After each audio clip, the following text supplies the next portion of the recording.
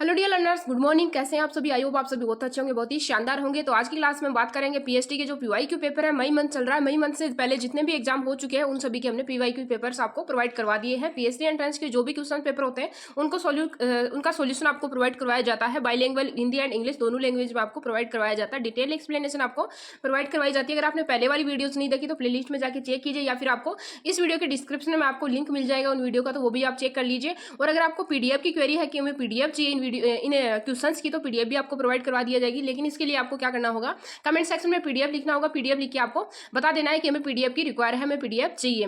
तो 2024 के जो भी आपके एग्जाम होने वाले, अपकमिंग एग्जाम और जो लग चुके हैं एग्जाम, इन सभी के लिए आपकी ये वीडियो है वो हेल्पफुल होने वाली है। चाहे आप किसी भी यूनिवर्सिटी का पीएचडी एंट्रेंस एग्जाम दोगे, उसमें आपको यही चीजें, कॉन्सेप्ट आपके यही रिपीट होते हैं, लेकिन क्वेश्चंस को थोड़ा बहुत घुमा फिरा के आपको पूछा जाता है। लेकिन 30 से 20% जो क्वेश्चन है वो पीएचडी एंट्रेंस में रिपीट होते हैं।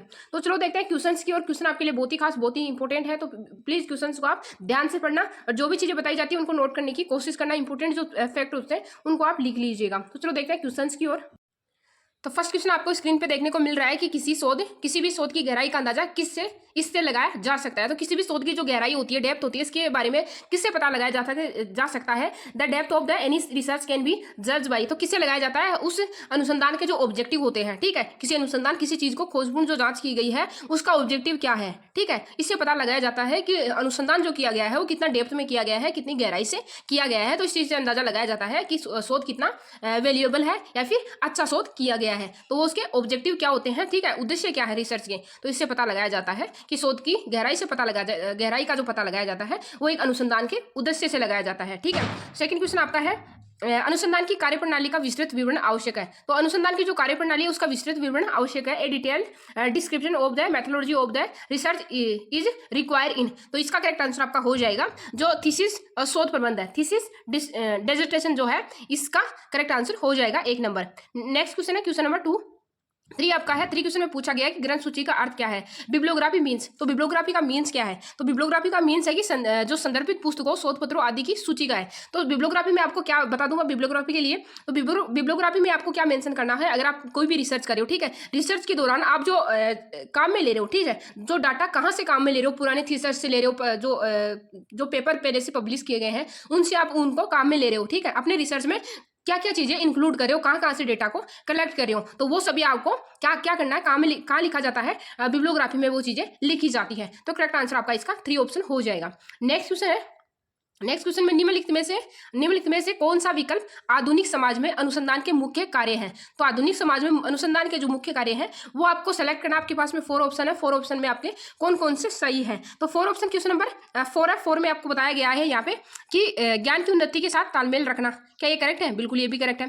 फिर है कि नई चीजों की खोज करने के लिए, ठीक है, तो ये भी आपका करेक्ट हो जाएगा। पहले के लेखन पर एक आलोचना लिखने के लिए, तो आलोचना लिखने के लिए अनुसंधान का मुख्य कार्य इसको नहीं माना गया है। तो यहाँ पे आपका जो 4 है, निष्पक्षता के साथ जांच, स्रोतों को व्यवस्थित रूप से परीक्षण और विश्लेषण करने। तो आपको मैं बता दूं, अनुसंधान एक व्यवस्थित तरीके से खोजपूर्ण जांच है। आपने इसकी डेफिनेशन में पढ़ा होगा कि अनुसंधान एक व्यवस्थित सिस्टमेटिक, ठीक है, प्रोसेस है। तो इसका करेक्ट आंसर आपका हो जाएगा यहाँ पे ए ऑप्शन करेक्ट होगा कि यहाँ पे 4 भी सही है, ठीक है, फर्स्ट सही है और सेकंड सही है, और थर्ड आपका यहाँ पे आलोचना लिखने के लिए नहीं किया जाता अनुसंधान। तो इसका करेक्ट आंसर आपका ए ऑप्शन हो जाएगा।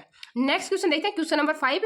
ए रिसर्चर, कुछ क्वेश्चन है जिनका मेरे को हिंदी इसका कन्वर्ट नहीं किया मैंने, ठीक है। तो आपको ये क्वेश्चन इतने ईजी है कि आपको ये इंग्लिश में भी समझ में आ जाएंगे, हिंदी लैंग्वेज के अगर आप स्टूडेंट हो तो। बाकी रिसर्च में हिंदी इंग्लिश ऐसा कुछ है नहीं। तो क्वेश्चन नंबर 5 है। 5 में पूछा गया है कि a researcher wants to study the future of any political party in India for the study which tools is most appropriate for him। तो इसके लिए कौन सा टूल आपका सबसे अप्रोप्रिएट होगा कि जो पॉलिटिकल पार्टी है उसके बारे में आपको स्टडी करनी है कि फ्यूचर में कौन सी पॉलिटिकल पार्टी यहाँ पे आने वाली है। तो इसकी रिसर्च के लिए आपको करेक्ट आंसर क्या होगा क्वेश्चन नंबर 5 में? तो इसके लिए जो क्वेश्चन है, ठीक है, लोगों से हम क्वेश्चन पूछेंगे कि आने वाले समय में कौन सी पॉलिटिकल पार्टी यहाँ पे आने वाली है, या फिर किसके चांस है, या फिर कौन सी पार्टी यहाँ पे अच्छा कार्य कर रही है। तो क्वेश्चनरी के माध्यम से ये हम पता लगा सकते हैं। तो इसके अलावा जो बेस्ट, जो अप्रोप्रिएट जो टूल है वो आपका क्वेश्चनरी हो जाएगा, ठीक है, प्रश्नों के माध्यम से। तो इसका करेक्ट आंसर 3 हो जाएगा। क्वेश्चन नंबर 6 आपसे पूछा गया है कि if a researcher is studying the effect of using laptops in his classroom to ascertain their merit and worth he is likely conducting which type of research. तो ये किस प्रकार का रिसर्च है, तो यहाँ पे करेक्ट आंसर आपका हो जाएगा ये इवैल्यूएशन रिसर्च है। ठीक है, आप यहाँ पे इवैल्यूएट कर रहे हो, ठीक है, इवैल्यूएशन कर रहे हो, मूल्यांकन कर रहे हो। ठीक है, इसका करेक्ट आंसर हो जाएगा आपका 4 ऑप्शन सही है।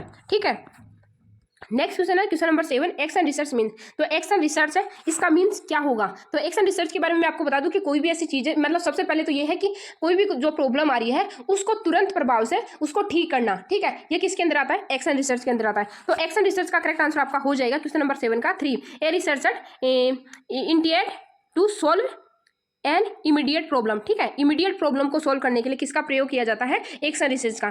तो यहाँ पे अगर इमीडिएट प्रॉब्लम आपको ये ऑप्शन नहीं दिया होता तो यहाँ पे अप्लाइड रिसर्च यहाँ पे इसका करेक्ट आंसर हो जाएगा, क्योंकि किसी भी चीज को हम अप्लाई करते हैं। ठीक है, तो अप्लाई किसमें कहते हैं, एक्शन रिसर्च में करते हैं। तो इमीडिएट प्रॉब्लम अगर आपका ऑप्शन में नहीं होता तो यहाँ पे अप्लाइड रिसर्च आपका यहाँ पे करेक्ट आंसर हो जाएगा। तो 3 यहाँ पे इसका करेक्ट आंसर हो जाएगा, एक्शन रिसर्च का करेक्ट आंसर 3 ऑप्शन हो जाएगा। Next question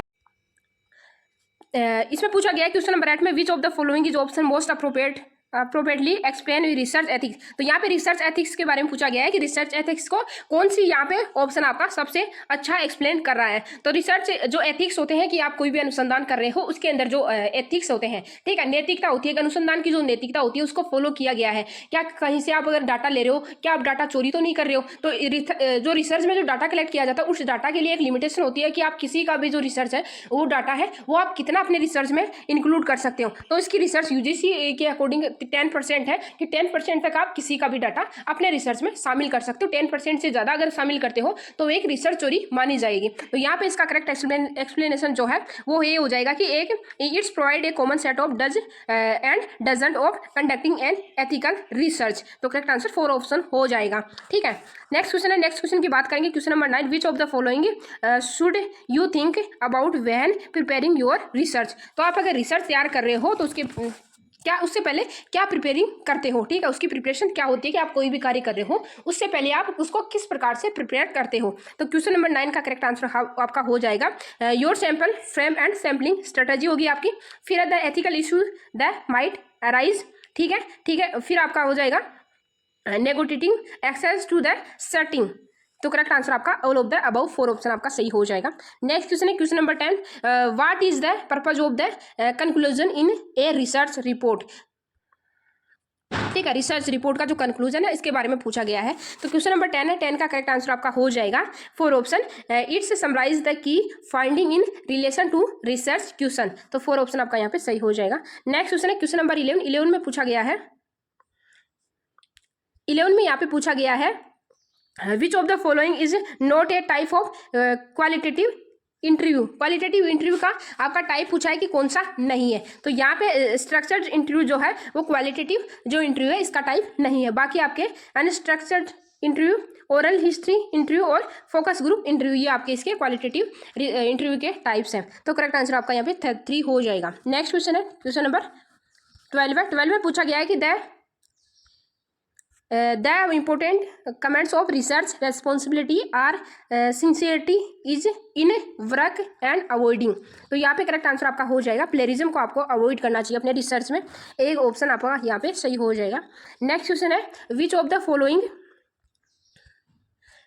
following is the first step is in starting the research process. की जो फर्स्ट स्टेप है वो आपकी कहाँ से स्टार्ट हो जाती है। तो सबसे पहले आपको आइडेंटिफिकेशन ऑफ प्रॉब्लम। ठीक है, प्रॉब्लम के बारे में आपको पता लगाना है कि प्रॉब्लम क्या है। जब भी आप रिसर्च करना चाहते हो तो सबसे पहले पता लगाया जाता है कि प्रॉब्लम क्या है, किस प्रॉब्लम पे हमें रिसर्च करना है। तो सबसे पहले जो स्टेप होती है वो आपकी आइडेंटिफिकेशन ऑफ प्रॉब्लम होती है। नेक्स्ट क्वेश्चन है question number 14, what do you mean by synopsis of a research project. तो रिसर्च प्रोजेक्ट में जो सिनोप्सिस है इसका मतलब क्या है। तो इसका मतलब है summary of the finding of the research. तो रिसर्च की जो समरी है वो आपकी सिनोप्सिस होती है। तो करेक्ट आंसर आपका 4 हो जाएगा यहाँ पे, summary of the finding of the research. इसका करेक्ट आंसर आपका 4 ऑप्शन हो जाएगा। तो इस प्रकार से मैंने आज छोटा सा क्लास ली है। छोटी सी क्लास को अगर आप अच्छा सपोर्ट करते हो इस क्लास को तो नेक्स्ट मेरे पास में और भी 100 क्वेश्चन के करीब क्वेश्चन है, शायद 200 के आसपास क्वेश्चन है, वो भी आपको नेक्स्ट सीरीज में सोल्व करवा दिए जाएंगे। तो अच्छा सपोर्ट करिए क्लास को। अगर चैनल पे आप पहली बार हैं तो प्लीज़ चैनल को सपोर्ट कीजिए। और काफ़ी दिनों से वीडियोस नहीं आ रहे हैं, तो वीडियोस ना आने की वजह से मेरी हेल्थ थोड़ा सा इशू कर रही है, तो हेल्थ इशू की वजह से वीडियोस नहीं आ पा रहे हैं। तो सपोर्ट कीजिए। चलो मिलते हैं नेक्स्ट वीडियो में। Bye bye, take care.